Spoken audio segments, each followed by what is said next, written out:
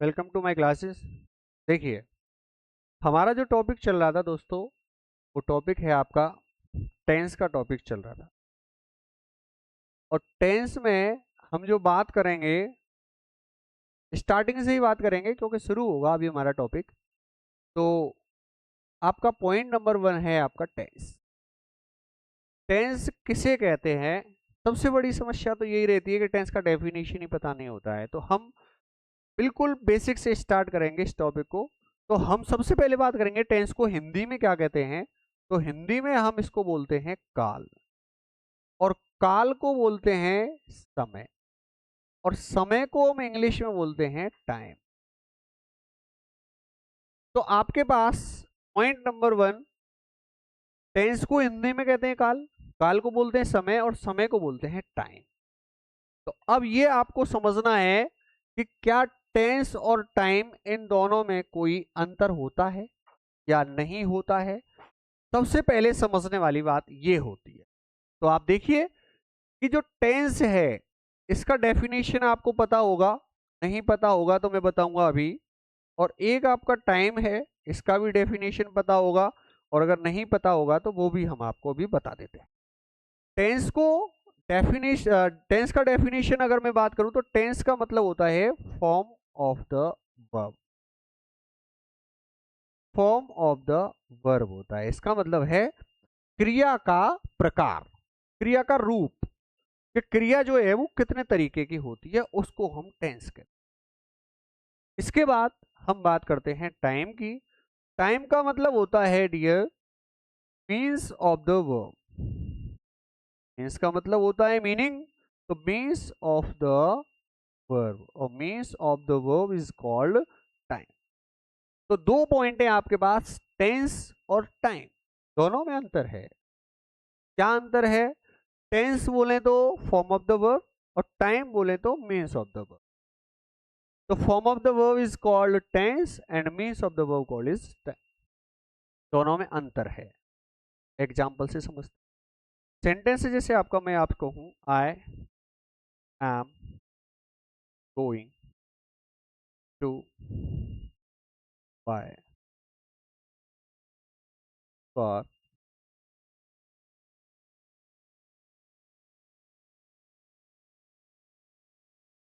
Number first है आपका, example से पता लगेगा कि इसमें टेंस कौन सा है और टाइम कौन सा है।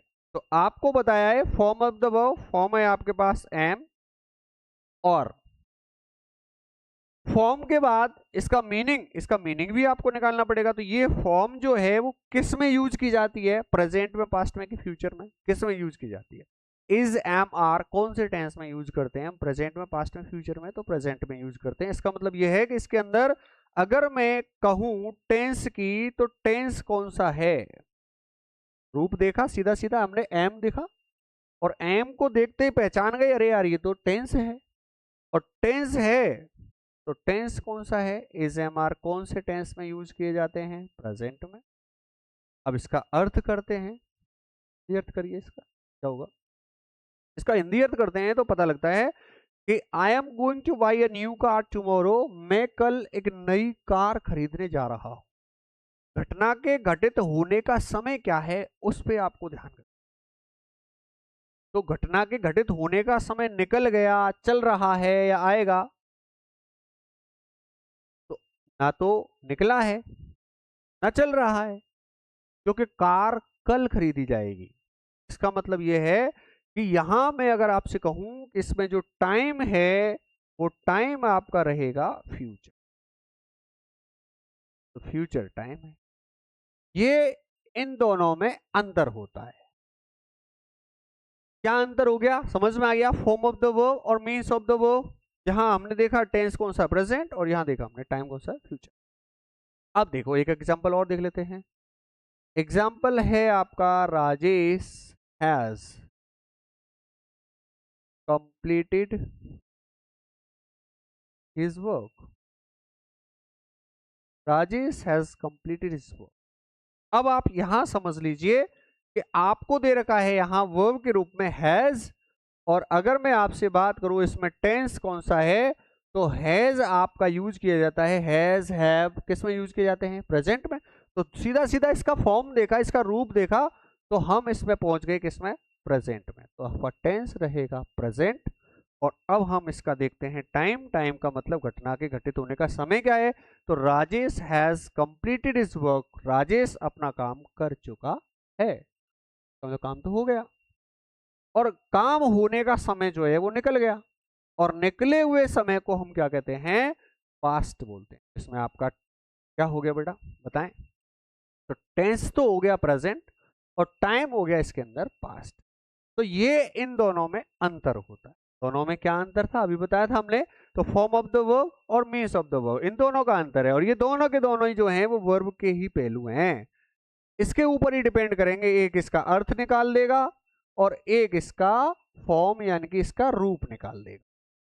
दूर से देख करके आप बात कर रहे हैं तो वो टेंस है, और बात करके उसकी औकात पता लगा रहे हैं तो वो टाइम होता है। ठीक है, आगे चलते हैं इसके काइंड्स पे। अब हम बात करते हैं टेंस के काइंड्स की। How many kinds of tenses. तो टेंस के काइंड्स की बात करें तो काइंड्स जो है इसका दो तरीके से इसके काइंड्स को डिवाइड कर देते हैं। सर टेंस को हम ये नहीं कह सकते सर दो प्रकार के हैं, ना हम ये कह सकते हैं कि सर टेंस तीन प्रकार के हैं, तो हम कह ही नहीं सकते। कैसे क्या कहेंगे, ये आपको समझ। अभी हमने देखा कि इसके दो तरीके थे। कैसे कैसे, एक तो क्रिया की फॉर्म के आधार पे, एक क्रिया के मीनिंग के आधार पे। तो इसके काइंड्स भी इसी तरीके से होंगे। इसका मतलब ये एक तो क्रिया के अर्थ के आधार पे, मीनिंग के आधार पे, तो मीन्स ऑफ द वर्ब, और एक होगा इसके फॉर्म के आधार पे, इसका मतलब फॉर्म ऑफ द वर्ब। तो क्रिया की मीनिंग के आधार पे यहां हम कह सकते हैं according to means of the verb,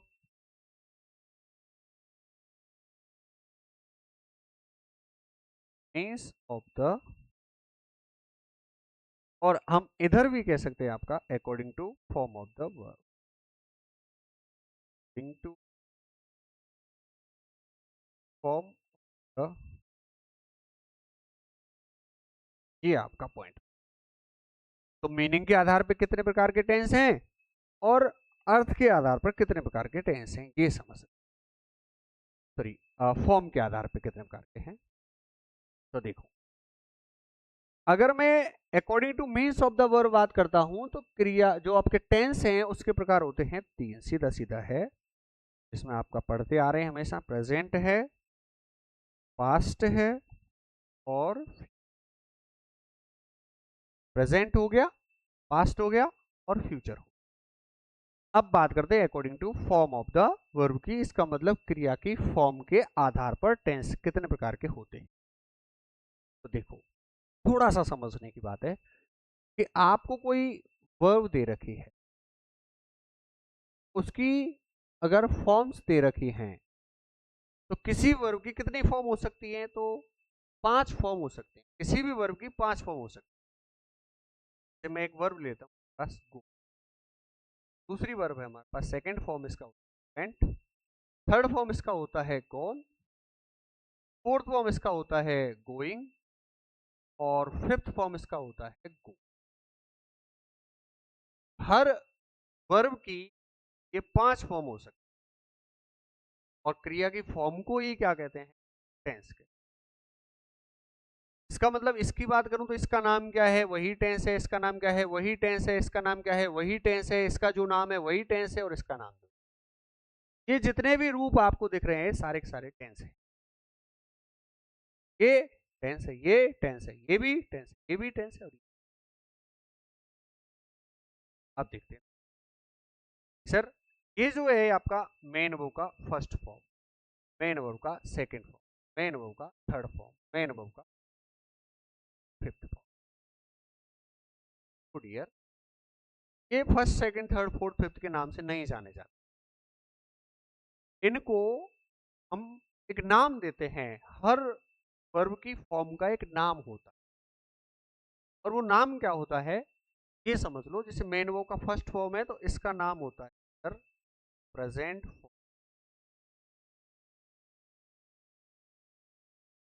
यहाँ ये आपको वेंट दे रखा है, द वर्ब की सेकंड फॉर्म, किसी भी वर्ब की सेकंड फॉर्म है तो वो पास्ट फॉर्म ऑफ द, अगर आपको मेन वर्ब की थर्ड फॉर्म दे रखी होती है उसका नाम पास्ट पार्टिसिपल है भाई, पास्ट पार्टिसिपल। और मेन वर्ब में अगर किसी में भी आईएनजी दे रखा है तो उसको हम बोलते हैं प्रेजेंट पार्टिसिपल, प्रेजेंट पार्टिसिपल। और ये जो आपका फिफ्थ फॉर्म है इसको हम बोलते हैं प्रेजेंट फॉर्म ऑफ द। अब देखिए आपके पास प्रेजेंट फॉर्म के रूप में दो वर्ब है, एक तो ये फर्स्ट वाली और ये आपकी फिफ्थ वाली। दोनों में अंतर क्या है? दोनों में अंतर है कि ये जो फॉर्म ऑफ द वर्ब है ये प्लूरल सब्जेक्ट के लिए यूज की जाती है, और ये जो आपकी वर्ब है ये सिंगुलर सब्जेक्ट के लिए यूज। इसका मतलब ये हुआ कि present form of the verb for plural subject, past form, past participle, present participle, और present form of the verb for singular subject. अब इनके नाम हैं, जैसा नाम वैसा टेंस, उसी को तो टेंस या कि टेंस कहते हैं। अब जो जो यहाँ नाम दे रखा है वही टेंस है। देखो कौन सा है, कौन सा नाम है, पे हम थोड़ी सी बात करें। नंबर फर्स्ट पे हमारे पास आ जाता है प्रेजेंट, पहली फॉर्म का नाम क्या है? प्रेजेंट है तो प्रेजेंट टेंस होता है। और सेकंड पर जाइए पास्ट है तो आपका पास्ट टेंस होता है। और तीसरे पे आ जाइए पास्ट, पास्ट तो लिख लिया, प्रेजेंट, प्रेजेंट भी लिख लिया हमने, तो फिर प्रेजेंट, फिर भी प्रेजेंट लिख लिया। इसका मतलब हमारे पास केवल और केवल प्रेजेंट की फॉर्म है और पास्ट की फॉर्म। इसलिए फॉर्म के according, according to form of the verb there are two kinds of. और first, there is no future form of the verb, so can't say that future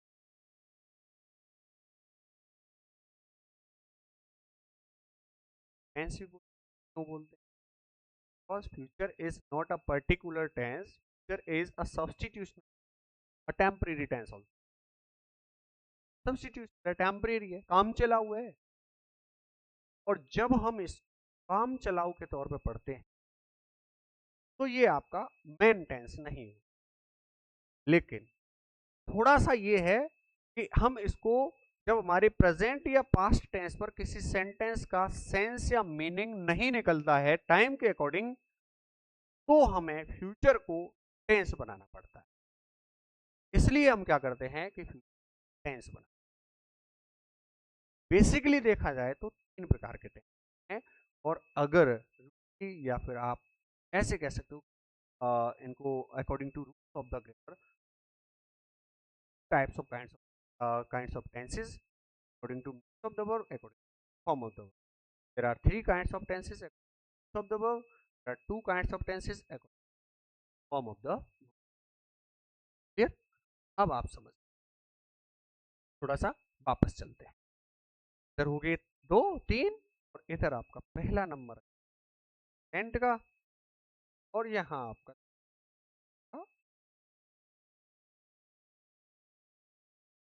इधर तो form कोई है ही नहीं वर्ब की, टेंस मानते ही नहीं है। लेकिन जनरली हम अगर कह सकते हैं तो तीन प्रकार के टेंस ही पढ़े जाते हैं। ये आपका होता है इसके काइंड्स के बारे में। तो टेंस के बारे में अगर मैं थोड़ा सा बात करूंगा, tense are three kinds of tenses. First present, second past, और थर्ड फ्यूचर। ये सब्स्टिट्यूशन है, टेम्परेरी। अब मैं थोड़ा सा एक बात इसमें और कर लेता हूँ, पार्ट्स ऑफ दीज, पार्ट्स या एलिमेंट्स ऑफ टेंस।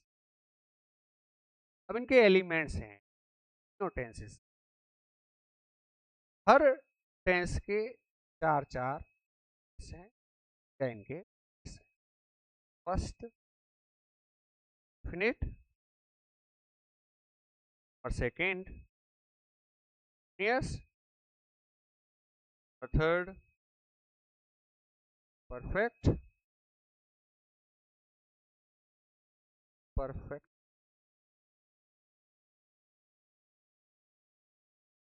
तो ये हर टेंस के ये चार चार पार्ट हैं। यहाँ एक नाम और होता है इंडेफिनिट का, जिसको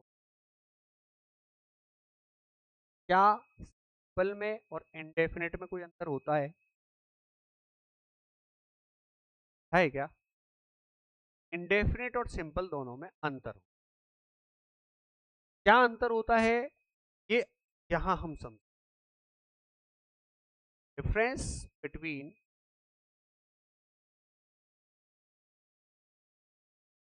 डिफरेंस इंडेफिनिट डेफिनिट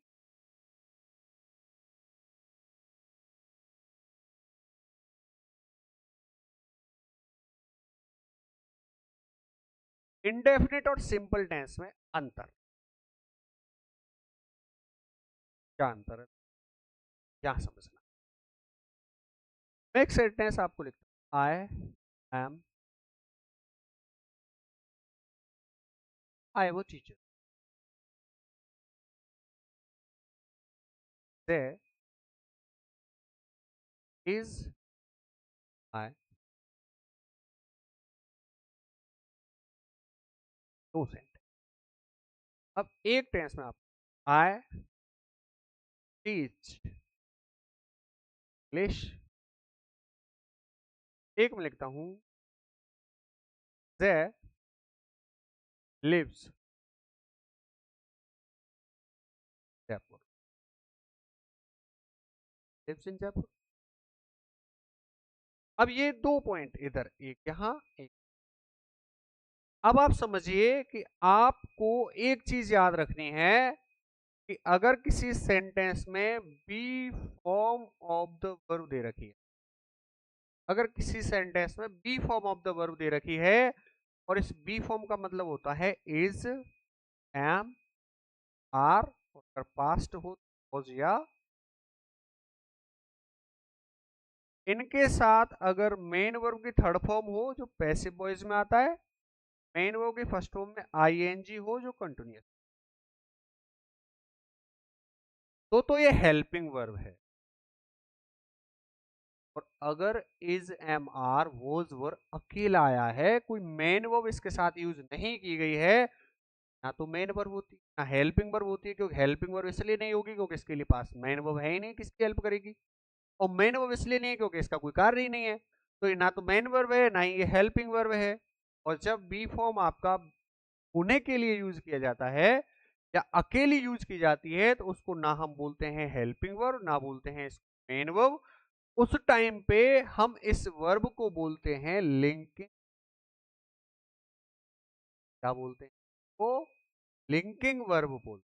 अब यहां देखिए आई एम अ टीचर, यहां एम के साथ कोई मेन वर्ब यूज ही नहीं की गई है, और जब इसके साथ कोई मेन वर्ब यूज नहीं की गई है, तो आपको यहां याद रखना है कि ना ये हेल्पिंग वर्ब है क्योंकि हेल्पिंग वर्ब मेन वर्ब चाहिए, और मेन वर्ब ये है नहीं, इसलिए ये कौन सी वर्ब है, लिंकिंग। यहाँ इज है, इसके साथ भी मेन वर्ब नहीं है, ये आपका लिंकिंग गया।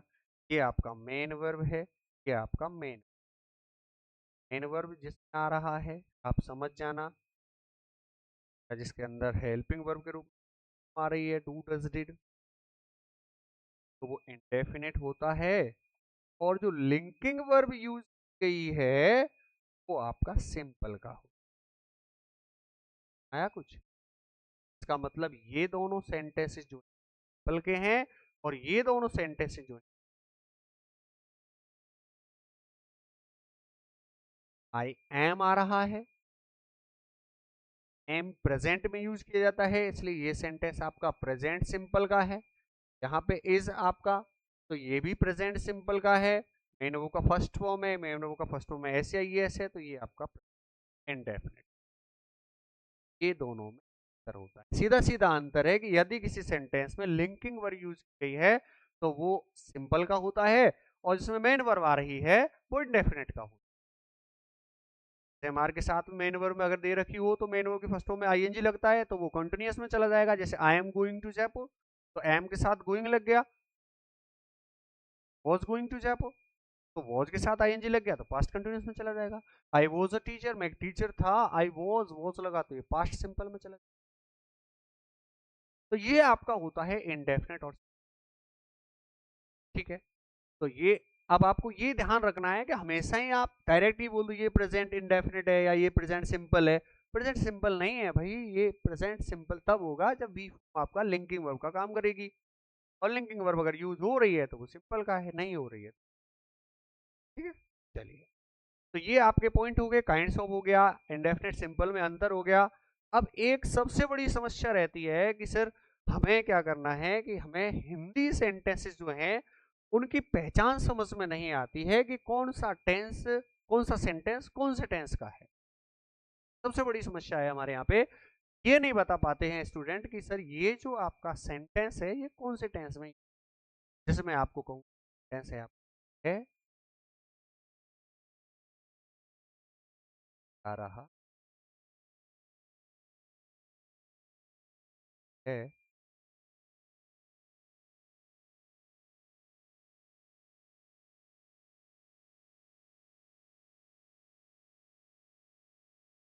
था,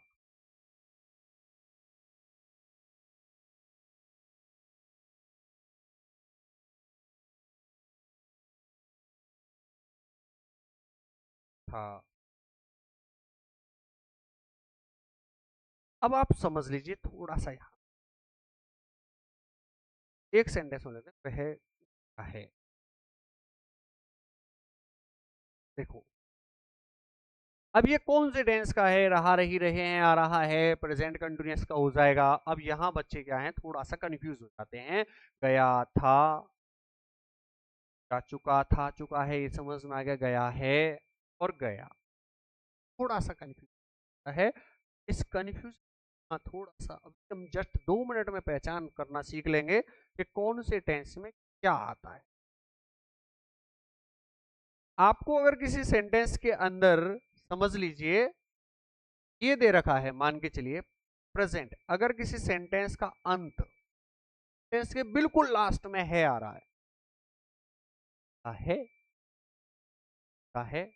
है, गया है, क्या है, क्या है अगर आ रहा है तो वो प्रेजेंट का है। अगर था या आ रहा है तो वो पास्ट का है। और अगर सेंटेंस का अंत गा से हो रहा है,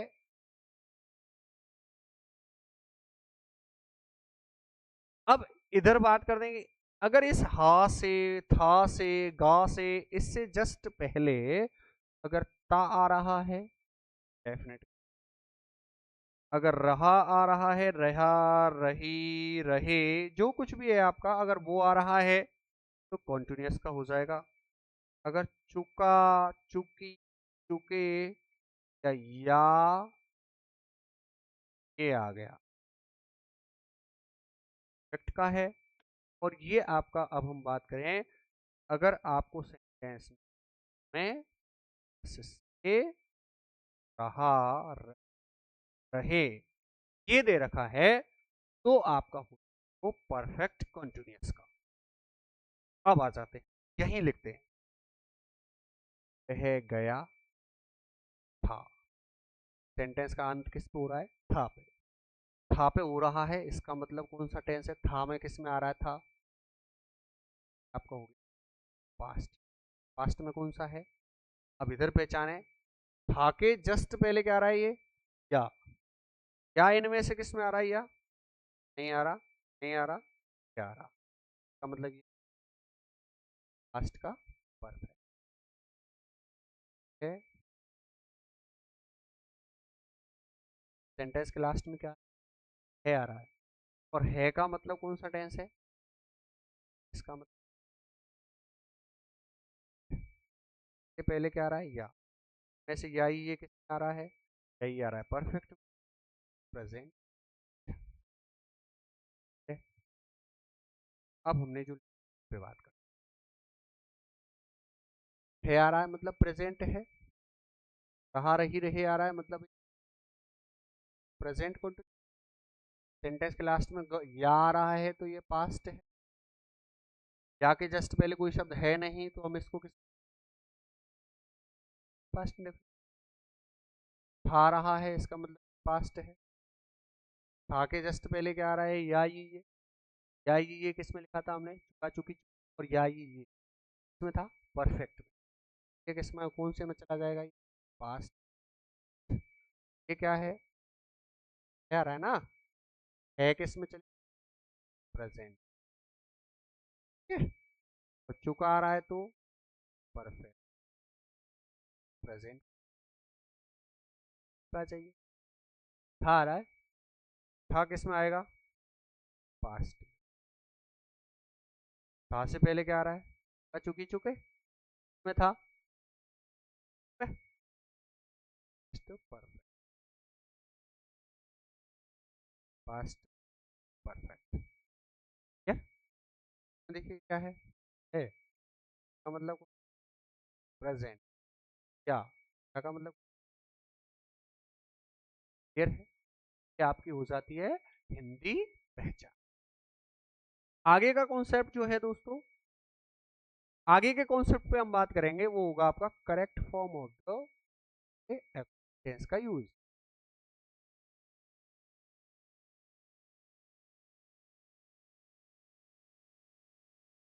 correct form of the verb पे बात